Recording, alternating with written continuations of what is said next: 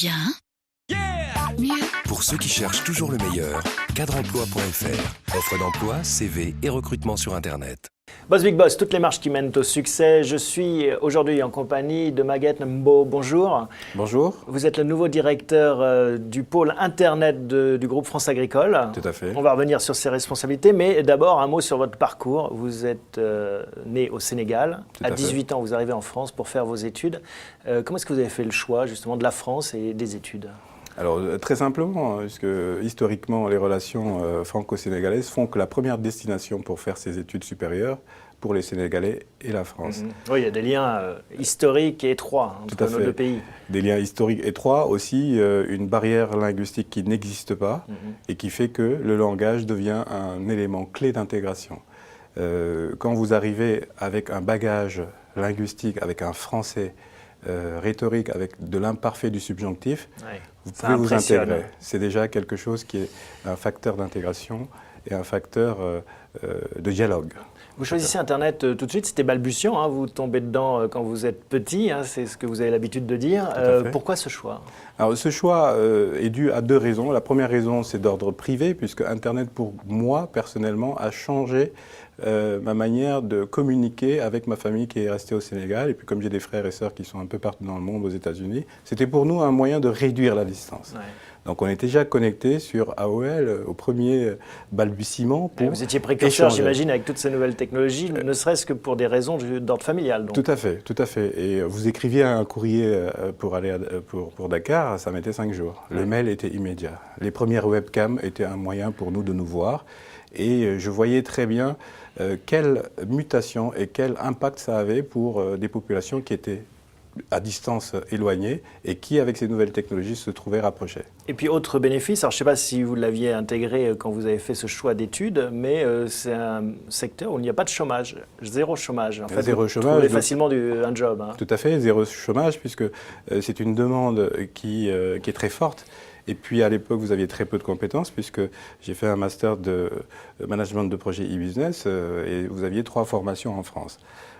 Donc une demande très forte, très peu de compétences, donc ce qui fait que aujourd'hui il y a zéro chômage et j'ai l'habitude de dire à mes étudiants, vous avez intérêt à bien cerner les choses cette année, parce que l'année prochaine, vous n'aurez pas de répit. D'ailleurs, l'ancienne promotion est déjà en place sur les postes de gestion de projet web. On a vu comment est-ce que vous avez fait le choix d'Internet pour rester en contact avec votre famille. On sent, et quand on prépare l'émission, c'était très prégnant, que vous cultivez cette culture africaine et on peut établir de nombreux parallèles entre ce qu'est Internet et la culture africaine. On parle de tribus, on parle de tradition orale, Internet permet d'échanger.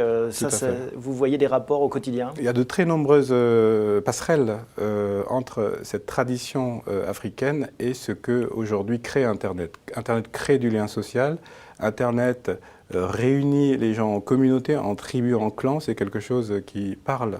Comme autour du feu dans les villages où on se mettait le savoir finalement. Tout à fait, c'est une tradition orale. Ouais. Le buzz n'est rien d'autre que le griot qui, avec son tam-tam, répand la nouvelle qu'il a lui-même reçue du chef du village. Donc il y a beaucoup d'analogies, en tout cas, en termes de rapprochement entre les deux cultures.